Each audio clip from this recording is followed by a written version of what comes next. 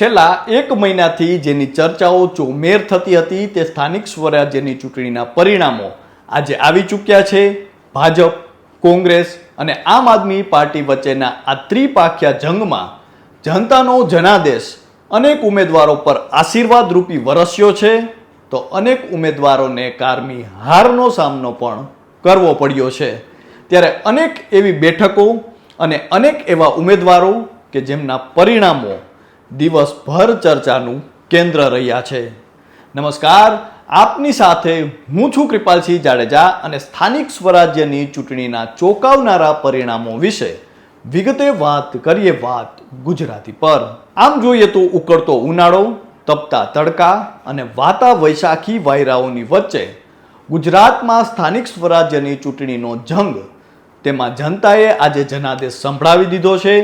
ભાજપ, કોંગ્રેસ અને આમ આદમી પાર્ટી વચ્ચે જામેલા આ ત્રિપાખ્યા જંગમાં અનેક ચર્ચિત બેઠકોના પરિણામો વિશે આવો જાણીએ. અમદાવાદ મહાનગરપાલિકામાં 192 બેઠકોમાંથી 160 બેઠકો પર ભાજપ તો 32 બેઠકો પર કોંગ્રેસની જીત થઈ છે.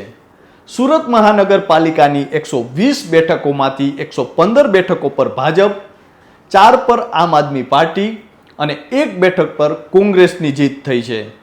વડોદરા મહાનગરપાલિકાની જો વાત કરીએ તો 76 બેઠકોમાંથી 36 બેઠકો પર ભાજપ, 5 પર કોંગ્રેસ અને રાજકોટ મહાનગરપાલિકાની જો વાત કરીએ તો 72 બેઠકોમાંથી 65 બેઠકો પર ભાજપ અને 7 બેઠકો પર કોંગ્રેસે બાજી મારી છે. હવે અન્ય બેઠકો વિશે જાણીએ તે પહેલા એવા ચર્ચિત ચહેરાઓની જો વાત કરીએ તો સ્થાનિક સ્વરાજ્યની ચૂંટણીમાં આ વખતે ભાજપ અને કોંગ્રેસે અનેક જાણીતા ચહેરાઓને મેદાનમાં ઉતાર્યા હતા. આ પરિણામોમાં સોશિયલ મીડિયા સ્ટાર્સથી લઈને પૂર્વ આઈપીએસ અધિકારીઓ સુધીના ઉમેદવારોનું ભાવિ આજે ખુલી ગયું છે, જેમાં સેલિબ્રિટીઝ અને સોશિયલ મીડિયા સ્ટાર્સ કે જેમની જીત થઈ છે તે ઉમેદવારો વિશે જોઈએ તો સૌપ્રથમ છે Ankita Parmar. Social media star Ankita પરમારે વડોદરાની પોર જિલ્લા પંચાયત બેઠક પર ભવ્ય વિજય મેળવ્યો છે. રાજલ બારોટ બાંભણિયા.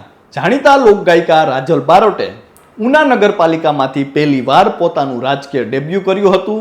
નસીબનો સાથ અને પ્રચાર તથા પક્ષના સાથના પગલે 2313 મતો મેળવીને શાનદાર જીત તેમણે હાસિલ કરી છે. કાવ્યા કથિરિયા. પાટીદાર નેતા અલ્પેશ કથિરિયાના પત્ની કાવ્યા કથિરિયાએ સુરત મહાનગરપાલિકાના વોર્ડ નંબર 3માં જીત મેળવી છે. રાજુ કરપડા. આમ આદમી પાર્ટીમાંથી પક્ષ પલટો કરીને ભાજપમાં જોડાયેલા અને ખેડૂત આગેવાન રાજુ કરપડાની પણ આજે જીત થઈ છે. તેઓ મૂળી 2 જિલ્લા પંચાયત બેઠક પરથી જીત્યા છે. અન્ય ચર્ચિત ચહેરાઓ કે જેમની હાર થઈ છે તેના વિશે જો જોઈએ તો સોનલબેન ડેર. ખ્યાતનામ લોક સાહિત્યકાર માયાભાઈ આહિરના પુત્રી સોનલબેન ડેર લાઠી તાલુકા પંચાયતની ચામન બેઠક પર છે, તેમનો પરાજય થયો છે. તેમની સામે કોંગ્રેસના ઉમેદવાર શાંતિબેન ડેર વિજેતા થયા છે. પૂર્વ આઈપીએસ મનોજ નીનામા. નિવૃત્તિના 2 મહિના પહેલા રાજીનામું આપી ભાજપમાં જોડાયેલા પૂર્વ આઈપીએસ અધિકારી મનોજ નીનામાનો ઓડ બેઠક પર 2700 મતોથી કારમો પરાજય થયો છે. ભૂપત ભાયાણી. આમ આદમી પાર્ટીમાંથી ભાજપમાં આવેલા પૂર્વ ધારાસભ્ય ભૂપત ભાયાણીને પણ જનતાએ નકારી દીધા છે. ભેસાણ જિલ્લા પંચાયત બેઠક પરથી આપના દિનેશ રૂપારેલિયાએ તેમને 1700 મતોથી હરાવ્યા છે. નૈનાબા જાડેજા. નૈનાબા જાડેજા રાજકોટ મહાનગરપાલિકાની ચૂંટણીમાં વોર્ડ નંબર 2માં કોંગ્રેસ તરફથી ઉમેદવાર હતા, જોકે તેમનો પણ પરાજય થયો છે. અત્રે ઉલ્લેખનીય છે કે નૈનાબા જાડેજા રવિન્દ્ર જાડેજાના બહેન હોવા ઉપરાંત શિક્ષણ મંત્રી રીવાબા જાડેજાના નણંદ પણ છે. આભા દેસાઈ. રાજકોટ વોર્ડ નંબર 10માંથી કોંગ્રેસના ઉમેદવાર અને ચર્ચિત ચહેરો તેવા આરજે આભાનો પણ આ સ્થાનિક સ્વરાજ્યની ચૂંટણીમાં પરાજય થયો છે. આ ઉપરાંત જોઈએ તો ચર્ચિત જે બેઠકો છે તેમાં ખાસ કરીને વાત કરીએ તો ગોંડલ નગરપાલિકાની ચૂંટણીમાં 44માંથી 44 તમામ બેઠકો પર ભાજપની જીત થઈ છે અને 2026 સ્થાનિક સ્વરાજ્યની ચૂંટણીમાં કુલ મળીને જોઈએ તો 15 મહાનગરપાલિકાની બેઠકોમાં 15 પર ભાજપનો વિજય થયો છે. 84 નગરપાલિકામાં 78 પર ભાજપ અને 6 બેઠકો પર કોંગ્રેસનો વિજય થયો છે.